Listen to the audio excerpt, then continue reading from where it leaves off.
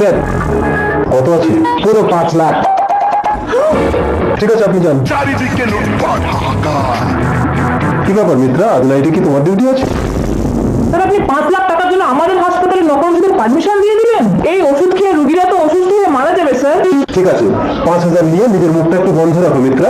একটা রুগীকে বাঁচানোর জন্য আমরা দিনরাত যুদ্ধ করি, আর আপনি আমাদের কলেজের প্রিন্সিপাল হয়ে এটা করতে পারলেন? আমি আপনার নামে সুপারের কাছে কমপ্লেন করবো।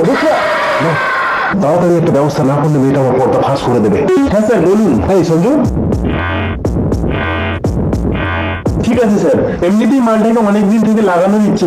সঞ্জু, তাহলে তুই তো দলবল নিয়ে তাড়াতাড়ি সেমিনার হলে চলে আয়, আমি ওখানে আছি।